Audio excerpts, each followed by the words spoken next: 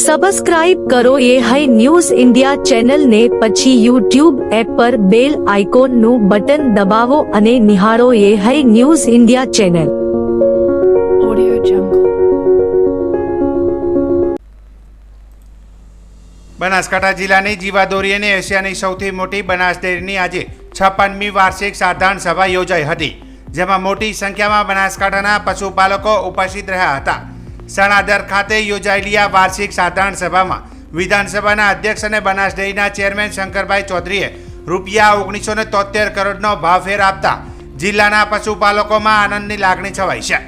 દૂધની સાથે સૌ પ્રથમવાર બનાસ ડેરીએ ડેરીમાં બટાકા આપતા ખેડૂતોને 10%નો ભાવફેર આપ્યો છે. ચેરમેન શંકરભાઈ ચૌધરીએ ગત વર્ષ કરતા ભાવફેર આપતા જિલ્લાના પશુપાલકોમાં આનંદની લાગણી છવાઈ હતી. આજની આ સાધારણ સભામાં પશુપાલકોએ સર્વાનુમતે ડેરીના તમામ ઠરાવોને માન્ય રાખ્યા હતા. બનાસ ડેરીએ છેલ્લા 10 વર્ષમાં કરેલી પ્રગતિની સંપૂર્ણ માહિતી બનાસ ડેરીના મેનેજિંગ ડિરેક્ટર સંગ્રામ ચૌધરીએ પશુપાલકોને આપી હતી. દૂધના વ્યવસાયમાં વૈશ્વિક મંદી હોવા છતાં આજે બનાસ ડેરી સતત પ્રગતિ કરી રહી છે.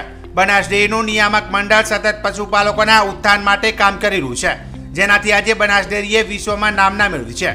આજે સાધારણ સભા જિલ્લામાં સૌથી વધુ ઉત્પાદન કરતી મહિલા પશુપાલકોને સન્માનિત કરાયા હતા.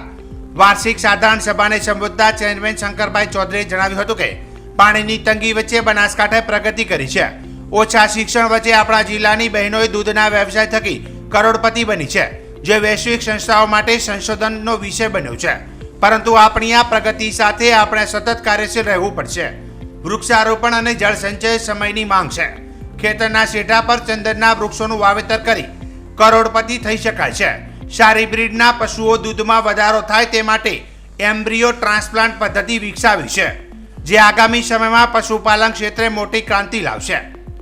વધુમાં તેમણે જણાવ્યું હતું કે આજે રતનપુરા ખાતે ભારતની સૌથી મોટી બ્રીડ લેબ તૈયાર થવા જઈ રહી છે, જેનાથી વધુ દૂધ આપતા દૂધાળા પશુઓનું સંવર્ધન થશે. સારા બ્રીડની ગાય તૈયાર થશે. રાધનપુર ખાતે ગૌમૂત્ર પ્રોસેસિંગ પ્લાન્ટની શરૂઆત કરી છે.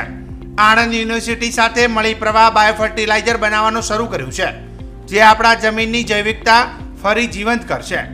ટેકનોલોજી અને વિજ્ઞાન સાથે કામ કરવાની બનાસનું ભવિષ્ય ઉજ્જવળ બનશે.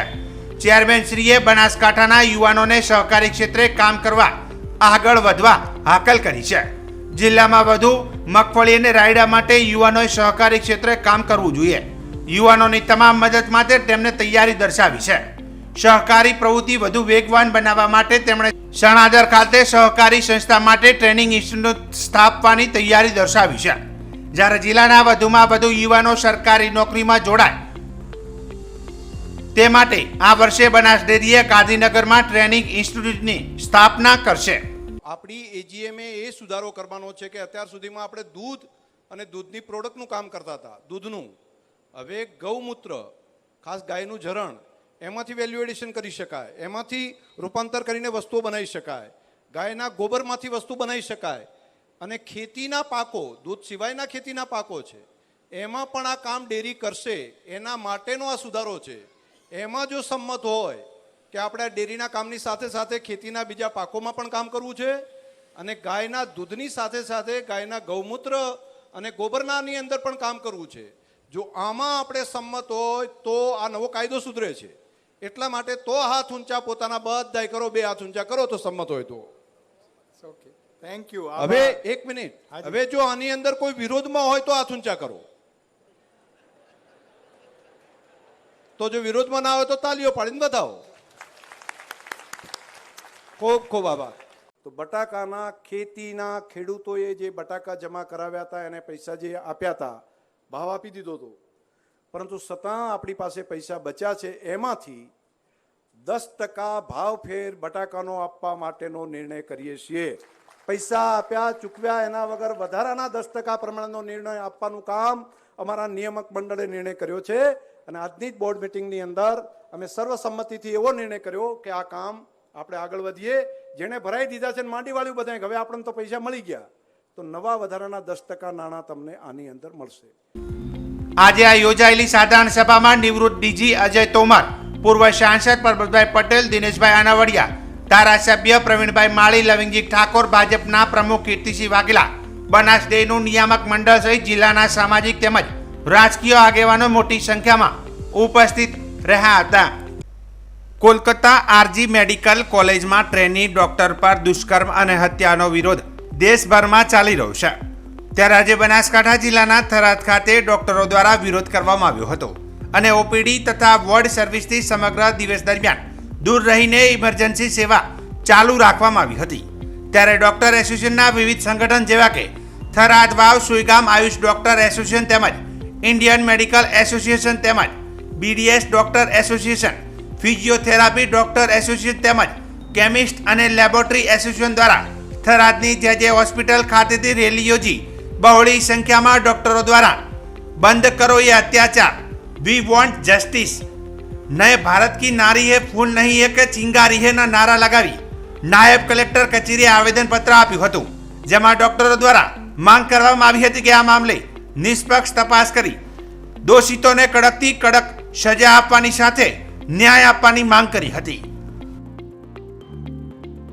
9 ઓગસ્ટ કલકત્તાના આરજી મેડિકલ હોસ્પિટલ થયેલી આ જઘન્ય ઘટના, જેમાં એક મહિલા ડૉક્ટર સાથે ગેંગરેપ અને એનો મર્ડર કરવામાં આવ્યો છે.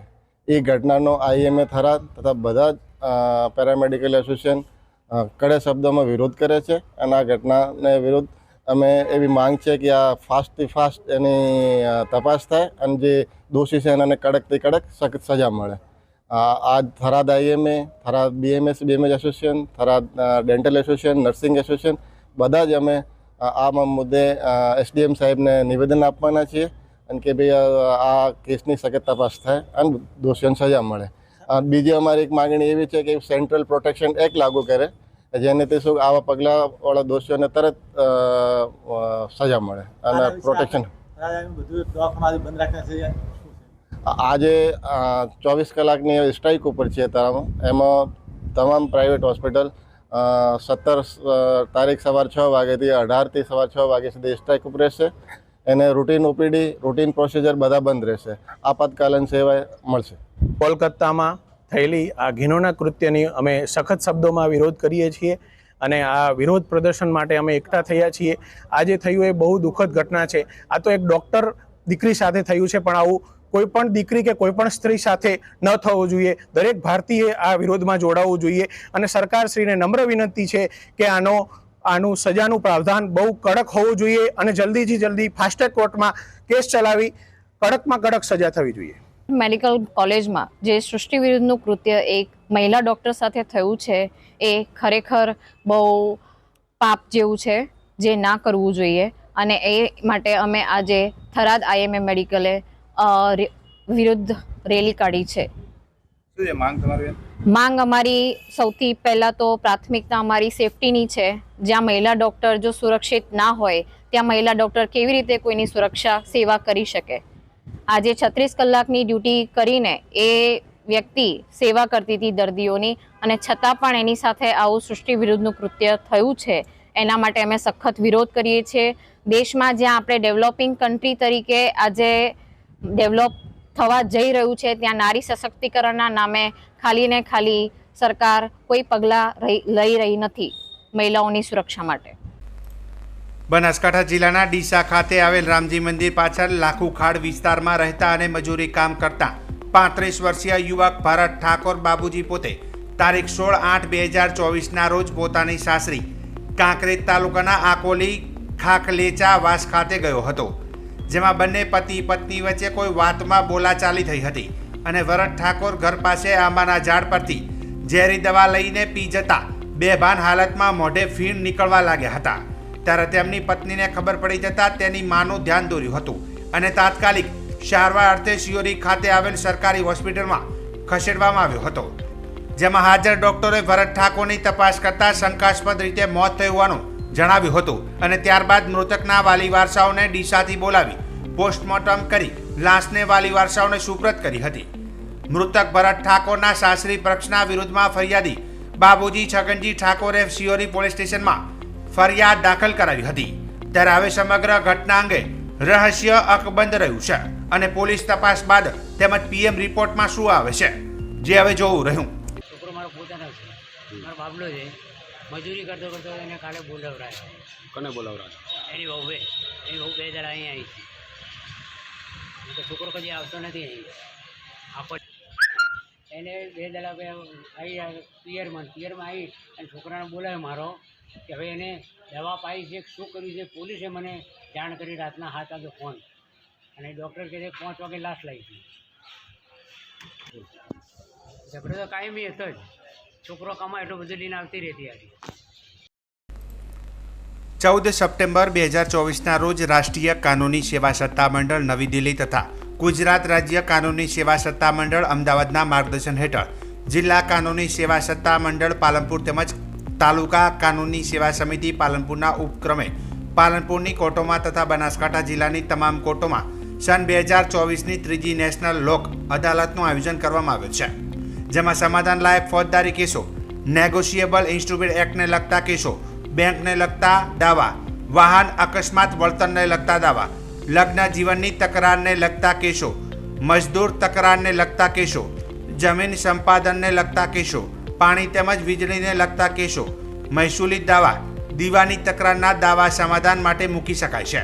જે કોઈ પણ પક્ષકાર ભાઈ બહેનો તેમના સમાધાન પાત્ર કેસ સમાધાન માટે મૂકવા માંગતા હોય તેઓ જાતે જ અથવા તો તેમના એડવોકેટ મારફતે તેમના કેસોની વિગત સહિત હેડ ક્લાર્ક જિલ્લા કાનૂની સેવા સત્તામંડળ ન્યાય સંકુલના ભોયરામાં Zorawar palace Palanpur telephonic number 02742261495 સરનામે સંપર્ક કરવો તથા તાલુકાના કોર્ટના કેસો માટે જે તે તાલુકા કોર્ટની તાલુકા કાનૂની સેવા સમિતિ ઓફિસનો સંપર્ક કરવાનો રહેશે તેવું સચિવ શ્રી જિલ્લા કાનૂની સેવા સત્તામંડળ પાલનપુર દ્વારા જણાવાયું છે.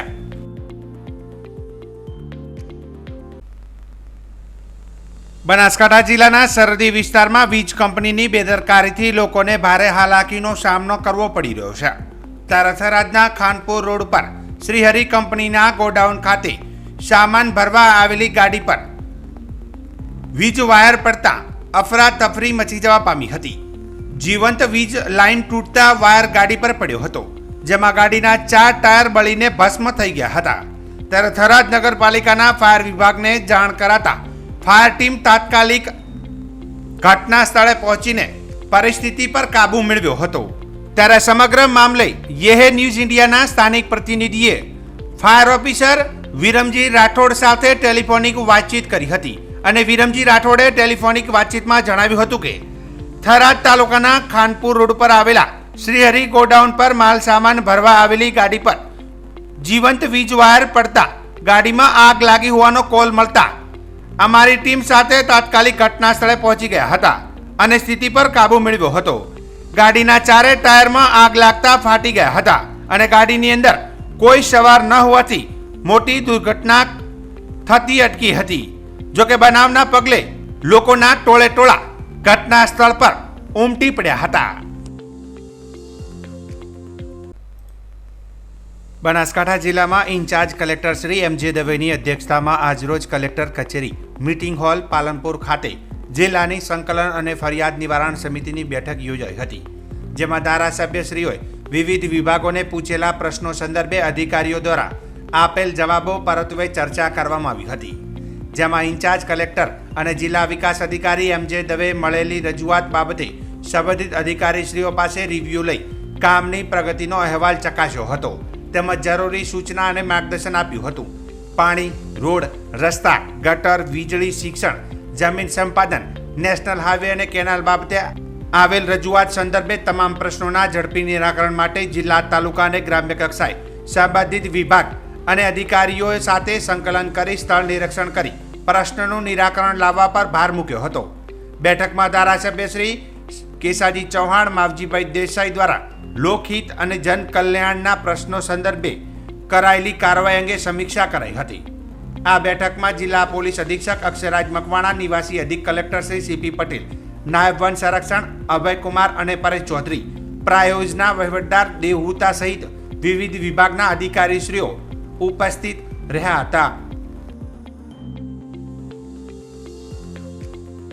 સબસ્ક્રાઇબ કરો ये है न्यूज़ इंडिया चैनल ने પછી YouTube એપ પર બેલ આઇકોન નું બટન દબાવો અને નિહાળો ये है न्यूज़ इंडिया चैनल.